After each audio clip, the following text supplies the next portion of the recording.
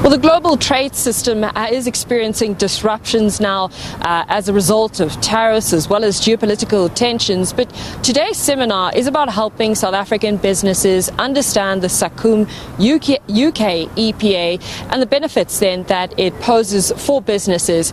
But to help us unpack what the benefits are and maybe what the future looks like, I'm turning to my guest now, Vice President of SACI, Neil Pollock.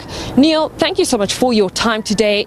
Neil, maybe if we start looking then under this global context, is this agreement maybe a game changer? I think without a doubt it's a game changer. One of the things is that the world's been turned upside down, and what's happened is that everybody's uncertain what is happening. But if we look at our relationship with the UK and we look at South Africa, it is mature, it's well understood, and the trade routes work extremely well. What a lot of people forget is actually how governance-orientated South Africa is, and that's why I think a large part of the world looks to South Africa first as a gateway into Africa because of the way that we do business. Now the thing is, if you want to be able to grow your exports, you want to do it in an environment where it's easy, well understood, and both sides know they're going to keep to the agreements. There's nothing worse for business than not knowing what's going to happen next month, and I think we know from a South African point of view, when we work with the UK government, those agreements, once they're signed off, are honoured and looked and are managed going forward. But a lot of people in business and in just society don't realise that South Africa has got proper contracts with countries, and we don't break those contracts. So another country might come to South Africa and say, oh, please do business with us, and South Africa turns around and says we cannot do that because our agreements go further than just South Africa. And this is what makes it absolutely delightful to be in the room today. There's a mixture of people here. There's small businesses, medium-sized businesses, large businesses, there's foundations, and they're all in one room working together. Where does one get an opportunity like that? The environment is fantastic. It's spring, the world's turned upside down, but when you're in the room, you know it's about business. And maybe let's go back to what's happening in the room. Do you think that South African businesses understand then this agreement?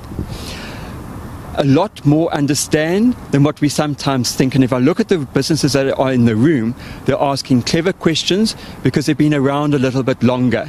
And even though there's some small businesses in the room, those businesses are so exciting. And I was actually going through and checking on the stuff that they were saying while they were talking, without a doubt. And we are got proper businesses that are growing, that are looking for a future.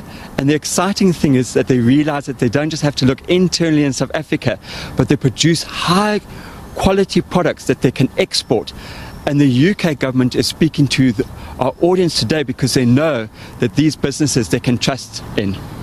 And maybe just lastly then to wrap up, Neil, any challenges that you see that are being presented here today by some of the businesses, what is your sort of take or assessment around that?